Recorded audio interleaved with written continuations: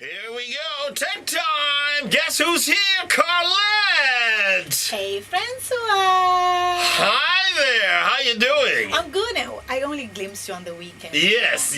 Well, you were busy kind of hobnobbing with all the artists and all of that. This was at the big jazz fest that they had on the weekend.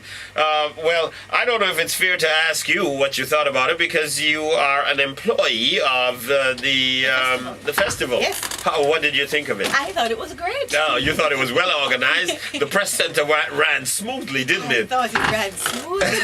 But really, I mean, patron or employee doesn't really matter. Yeah. Greenfield Stadium rocks. Rocks. Rocks. I don't think there's one person you can find on the street to say they didn't like the venue. Is that right? I believe so. Not one person, and the text line will prove it later on. Well, I'll give you my opinion. I think that the festival that has a reputation of being very well organized, smooth running, all the facilities in place, they've done that over the years. This time, they did it again. It was very smooth and they got it together, and you guys who are in it. However, if you're trying to tell me that I'm going to feel the same kind of, and I like to use this word when I talk about it, romance, in a venue that I had with either Cinnamon Hill or the Aqueduct, no. Don't try and make me feel like, oh, this is exciting, and it's not. It's not. I'm looking at the big ugly stand, and it's only ugly because it's cement. It's really not ugly. Why were you looking to the left and the right? Why didn't you? I look around. Oh. I look around. So don't say that. Okay. But it still was a good festival. If you went there for the music, you went there for the music. Yes. If you go for something else, then maybe it's not there. I speak the truth. You do. And one of the things that they had at the festival, I must admit, were wireless printers. And I don't know how it is that we did without wireless printers at the venue. Wireless printers. Why do I want a wireless printer? A wireless printer is a great thing. So let's say you have your laptop at home and you're sitting in front of your TV, tapping away, doing your work, and you need to print something. If you have to get up from your living room and walk to a study or walk to somewhere else in the house to connect the laptop. God forbid you had to walk. Heaven forbid, indeed. This is a thing of the past. Walking. You can sit anywhere in the room, anywhere in your house, sedentary, even across the world, and send a document to print with wireless printing. This is a fantastic thing. Okay, so you want me to get a wireless printer? Is that I have to get a new printer, or I get a device that I hook up to the printer I presently have? Get a device to hook up to the printer, but really and truly, it's time to upgrade. Buy a new printer. Oh boy! Buy a new wireless printer. You know, that's what you come here every week and tell people: buy this, buy that, buy the other. I don't, because, ladies and gentlemen, I'm now a Mac, right? Are you really? Mac, but I wouldn't advocate others to buy a Mac. It was a significant investment. But back to the printers. Yes. If it is that you want to have your house or your office clean and neat and free of cables and wires and all of these things, the wireless printer is great. And it don't have to plug into the wall? It has to plug into the wall. What about free of wires? So, two things to answer that. One, some printers are now battery operated, and two, with the new power mats, you should be able to just drop your printer on the table and it works. But we'll get to that in a couple of weeks because power mat technology isn't quite advanced yet. But it's so convenient to be able to just send it wherever you need to send it. The beautiful thing too about wireless printers, let's say you had a home with a desktop and a laptop, maybe your kids have, and the host computer had to be connected to the printer. Right.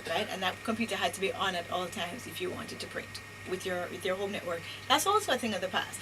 Each computer in the house or the office can print to the printer without. So now you don't need 3 printers in the house. Don't need 3 printers. You can just have one. You can just have one. You don't have to have one computer on all the time. And any wireless printer can accommodate how many computers sending signals to it? I mean, you can have 14, 15 there. Really? Yes.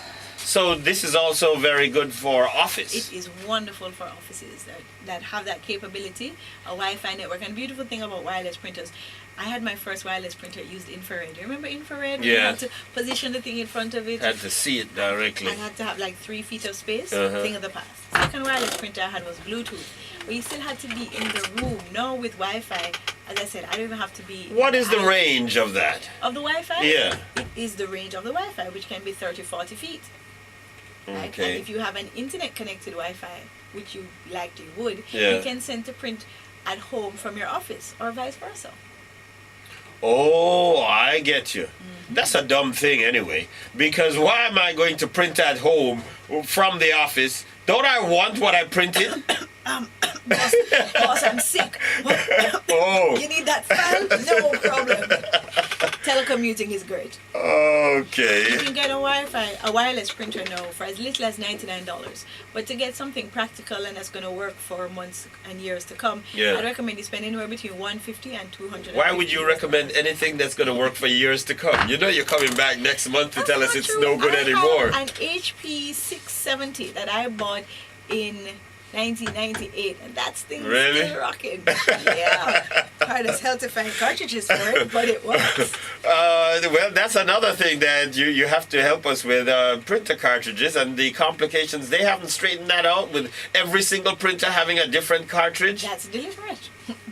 They're not trying to fix that Yeah, problem. but They created that's that why problem. Carlette is to come in here and tell us how to get around it.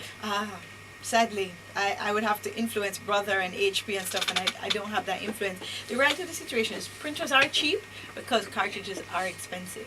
I see where HP has tried very hard to at least streamline their cartridges. So instead of having to remember some complicated C457 number, now you just have to remember 56 or 26, and you get the right ink.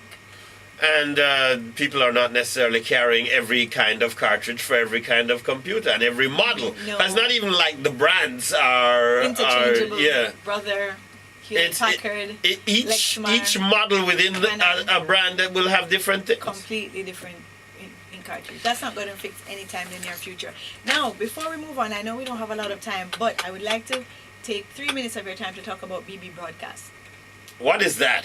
It is for persons who have Blackberries. They may get a message that is broadcast to several people. It is transmitted to several people, and it's non-specific to you. That's Just when you get a message that has been sent to many people. That's right. It That's could what be you a joke. call a broadcast. Yes. we call it a And it BB. comes in a different color. It comes in purple. That's how I know that it's not They didn't really, really mean they it didn't for send me. it to me. I know. Somebody say, Happy New Year, I hope you get everything you want in purple. That means they weren't thinking They of weren't me. really thinking of you. Yeah. They're thinking of everybody. Right. But, you know, it can be a joke, and I'm not going to talk about those right now, but I'm talking about those urgent messages. Now, some of them are legitimate, some of them are false.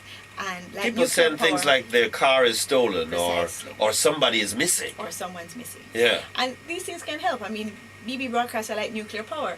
They can be dangerous. They can be helpful. It's up to us to harness the power. So, But what's bad about that? It it's gets a false. message. Oh, I see. So here it is. So how do I know? I want to know your cell number, and then I put out a BB saying, yes, this person molested me, and here's their number, and then everybody on the BB calls them and say, hey, what did you do? You know, so it can be malicious as well. So we're going to set some rules.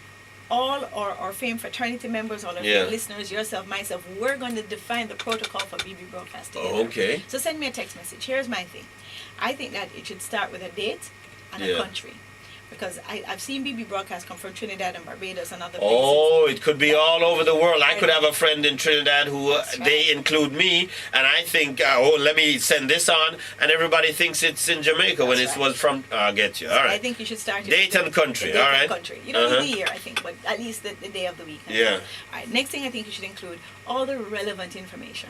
Yeah. It happened on this day, this time, this is the color of the vehicle, that kind of thing. Yeah. Keep it relevant. Then I think you should include a proper contact number. Don't say Ashley and put poor Ashley's number and then everybody's calling But Ashley. maybe Ashley wants you to call her. I think for us to know that it's legitimate, it should have a police number. It should say call Sergeant this or call 119 or something like that. That's my view. Usually when these things have happened, it's such an emergency, 2 hours ago, the police are not jumping all over it yet. So, I mean, your boyfriend is missing, you're not waiting on the police. You're getting busy now. Okay, and this is why we have discussion. I'm a little concerned about just using random I get your numbers. point, but I'm just telling you why desperation kicks in. That's right, that's right. And I think all BB broadcasts should have a signature. The originator of the message must sign their name to it, so we know who is responsible. Sometimes you get it, you're like, I don't know, I'm not sure. Like full name, you're saying, and contact number. That's right, because if you're broadcasting a message... You want to be contacted, so Precisely. why not? I agree with you. Okay, so let's see...